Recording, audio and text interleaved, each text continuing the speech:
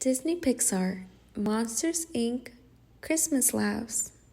Mike Wazowski, the green one-eyed monster, was on Monsters Inc. laugh floor.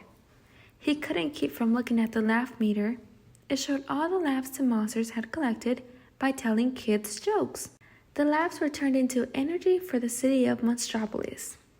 Monsters Inc. had always been able to collect enough laughs to make sure the monsters never had to worry about losing power. But with Christmas around the corner, it seemed as if more and more kids were on vacation. That made it harder to collect laughs.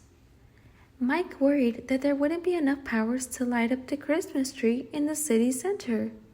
It was a Monstropolis tradition that everyone looked forward to. "Come on, monsters," he called out. "Think funny." Mike watched one monster go through a child's closet door. When he came back onto the laugh floor, Mike looked at the canister that collected laughs. It wasn't even half full. Just then, Sully showed up. The big, furry blue monster was the president of Monsters, Inc. He was also Mike's best friend. "How's it going, Mike?" asked Sully. Fine, Mike answered nervously. He didn't want his boss to know they were running short on laughs. That Christmas tree will be lit up in no time. Mike saw Sully peek over at the laugh meter. "I bet there are a lot of kids who are," Sully started. "No time to talk, buddy," Mike cut him off. He guided Sully towards the door. "Got to get back to work and collect those laughs." "Okay," said Sully. "See you later." As soon as Sully left, Mike called out again. Let's go, collect those laughs. Christmas is just around the corner." The monsters worked even harder at being funny and entertaining. One monster even juggled 7 plates and spun another plate on his head. The kid watching him broke into giggles and clapped wildly. The laugh canister quickly filled up. George, a big, furry orange monster, went through another child's door. He sat on a stool next to the little girl's bed, holding a microphone in one hand. "Hey, is this thing on?" "Hello," George said, tapping the microphone. "Ready to have some laughs?" "Good, because I have a great one. Why did the monster eat a light bulb?" "Why?" the child asked. "He needed a light snack," George exclaimed, and the little girl roared with laughter. Wait, I have more."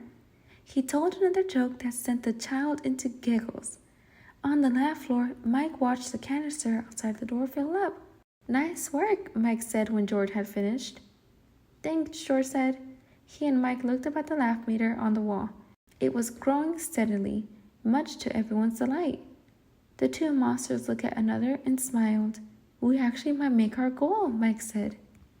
All of a sudden, Mike and the other monsters watched in horror as the laugh meter began to go down instead of up. "What's going on? What's happening?" Mike said, his voice growing louder. The laugh wranglers, Smitty and Needleman, weren't sure. "This has never happened before," said Smitty, the head wrangler. "Well, don't just stand there," Mike cried. "Fix it." The wranglers sprang into action. After a while, they discovered a leak in the laugh tank where all the laughs were stored. The monsters on the laugh floor were worried. They wondered if all their hard work had been for nothing. "Ho, ho, ho," came a cheerful voice. Mike looked up and saw Santa Claus walking onto the floor.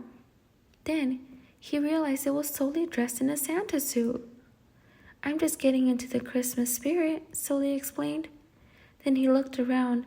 "It looks like I'm the only one. What's going on?" Mike explained the problem. "But I've got everything under control, Santa." Sully. "I'm sure you do," Sully replied. "I'm just gonna see if there's anything I can do to help." Sully followed Mike into the basement of Monsters, Inc., where the laugh wranglers were hard at work. Everyone wanted to get the laugh tank fixed as soon as possible, and time was running out. The tree lighting ceremony was only a few hours away, but the wranglers couldn't agree on how to fix the problem. "Anything I can do?" Sully asked. "One of the pipes that leaks into the laugh tank has just burst," explained Smitty. "We need to tie it off, but none of our tools are strong enough to turn the pipe." Said Sully, scratching his head. Then Mike had a great idea. Why not actually tie it off? Since Sully was so strong, he could bend that pipe right into a pretzel shape. Sully was willing to give it a try. Mike stood by his side and coached him. It worked. The pipe stopped leaking. Mike and Sully headed back up to the lab floor. All the monsters congratulated Sully. Mike wondered why no one was thanking him.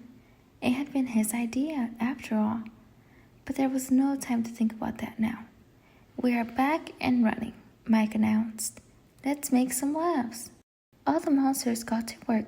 They knew they'd have to work extra hard to make up for the lost laughs. Sully decided to jump in and help. "Hey, we've only got a couple hours to get that tree lit," he said to Mike. Still dressed as Santa, Sully went through a child's closet door. When he came back on the lab floor, he looked up at the laugh meter on the wall. It was increasing, but slowly.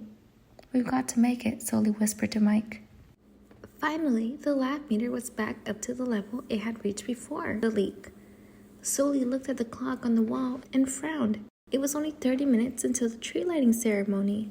They needed to come up with a plan fast. Suddenly, Sully had an idea. "The only way we're going to make our laugh quota is to get some really over-the-top laughs." Mike nodded in agreement. "We need Grand Slam here," continued Sully. "We need a special kind of monster. A monster with perfect timing, star quality, a natural at comedy, and one-night sensation." Mike realized what Sully was trying to do. He crossed his arms and shook his head. "No, Sully, absolutely not." "The Christmas tree lighting is only half an hour away," Sully told him. "Come on, Mike. The whole city is depending on you." That was all Mike needed to hear. "You're right. Let's do it," he said. "But you are coming with me." Sully and Mike went through a door together. Sully was dressed as Santa, and Mike had dressed up as an elf.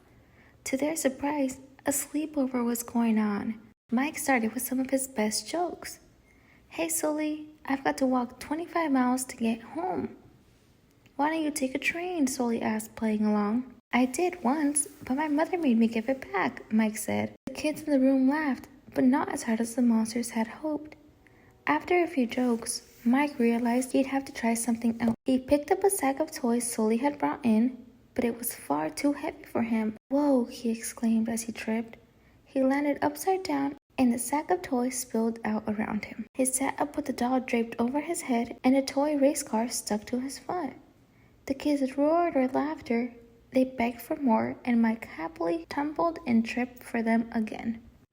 Mike and Sully made it back onto the laugh floor in time to watch the laugh meter hit its limits.